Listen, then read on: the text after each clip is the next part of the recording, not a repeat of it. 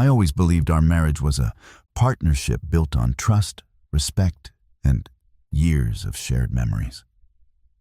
My wife. Jessica had always been vibrant, charming, and fiercely independent. Her laughter could light up a room, and I loved her for it. But nothing could have prepared me for the day I realized she had chosen someone else. It began subtly. Small changes in her behavior, whispers of secrecy, and an unusual attachment to her phone. At first, I dismissed them. Work, stress, fatigue, minor distractions. But over time, these little cracks widened into chasms I couldn't ignore. Jessica seemed distant, distracted, and unusually evasive. She was no longer the partner I had known.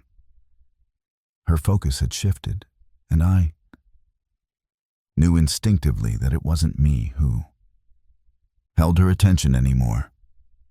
I, Matthew, had always prided myself on patience and calm reasoning. I managed a small tech consultancy, balancing clients, deadlines, and long hours with precision. Jessica ran her own boutique, marketing firm full of late nights and client meetings. Our lives were busy but synchronized until I sensed her priorities shifting, and my intuition screamed that someone else had moved into the space I once occupied in her heart. The revelation came in a message I accidentally glimpsed on her phone, a casual, flirty exchange with a man named Ryan. The familiarity, the innuendos, and the ease of their conversation hit me like a physical blow. This wasn't a fleeting crush. This was a choice. She had chosen another man. I stared at the screen for a long moment, feeling a mixture of anger, disbelief, and a sharp clarity. That night, I didn't confront her. I didn't yell, argue, or plead. Instead, I planned. If she thought she could treat our marriage lightly, that she could juggle loyalty and desire without consequence, she was about to learn a lesson she wouldn't forget. Betrayal, I had realized, isn't just painful. It's a call to action, and I intended to respond decisively. The next few days were a careful dance. I observed Jessica closely, noting her patterns, her secretive calls, and the subtle ways she tried to maintain normalcy while hiding her connection with Ryan. She believed she could have both, our marriage and the excitement of another man. She thought I wouldn't notice, or worse, that I would accept it. But I had learned that betrayal is never subtle to the one who pays attention. I didn't act impulsively. Instead, I planned with precision. I began by confirming everything, texts, call logs, and fleeting glimpses of meetings. Every fragment reinforced what I already knew. Jessica had moved her heart, if not yet, her life, to another man. And I realized then that the only way to regain control was to create a moment of undeniable clarity, a consequence she could not ignore or explain away. The opportunity came that weekend. Jessica planned to leave the house under the guise of a work errand, but it was clear where she was really going. I calmly prepared. There would be no shouting, no scenes, just a single action, decisive and final, that would make her understand the cost of her choices. When she returned, the tension was already palpable. I stood by the door, calm and composed, and simply locked it. No words, no pleading, no confrontation. The click of the lock echoed louder than any argument ever could. Jessica froze, eyes wide with disbelief as the reality sank in. She couldn't enter the home she had shared with me for years. The very space she had taken for granted was now a symbol of accountability. Her face went through a rapid sequence: confusion, panic, realization, and then regret. Ryan was irrelevant now. The thrill of her secret had evaporated in the stark clarity of her own actions. I didn't gloat, though. I didn't need to. The silence, the locked door, and the undeniable truth did all the work. For the first time, Jessica understood exactly what her choice had cost her.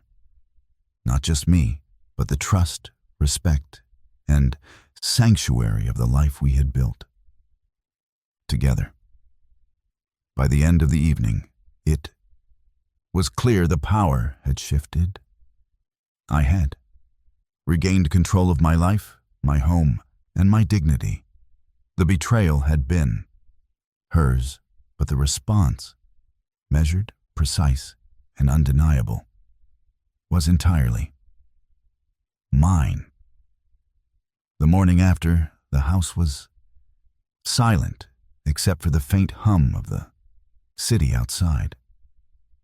Jessica sat on the porch, steps, phone in hand, clearly realizing that no amount of excuses or pleading would open the door she had just been shut out of. I didn't rush to her. I didn't lecture or yell. I let her face the consequence of her actions fully, giving her the space to understand what she had lost: the trust, respect, and shared life that she had once taken for granted. I reflected on everything that had led to this point, the subtle signs I had noticed, the lies hidden behind her charm, the moments where she thought she could outmaneuver me. All of it culminated in this single decisive act. Betrayal, as painful as it is, exposes not just the flaws of the other, but the strengths we often overlook in ourselves. I realized that standing firm, acting deliberately, and reclaiming my dignity was far more powerful than any argument or confrontation could have been. By mid-afternoon, Jessica attempted to contact me repeatedly. Each call and message reminded her that the space between us was no longer negotiable. I ignored them all.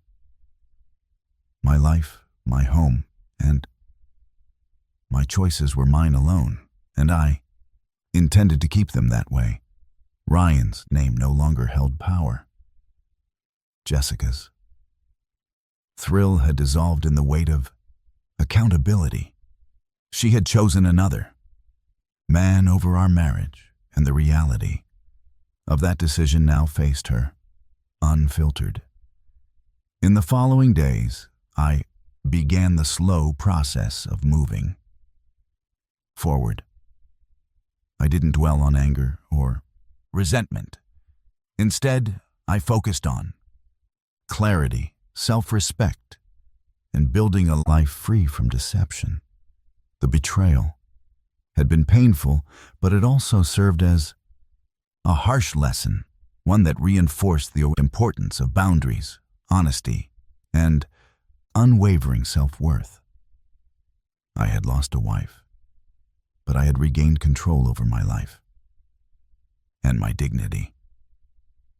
That night, as the city lights flickered through the windows, I walked through my home alone and felt a profound sense of peace. Betrayal had exposed the truth, but I had emerged stronger, wiser and unshaken. Jessica's regret was now hers to bear, and I was free to step into the next chapter of my life with clarity, strength, and unwavering resolve. The lesson was simple, yet powerful. No one has the right to compromise your worth.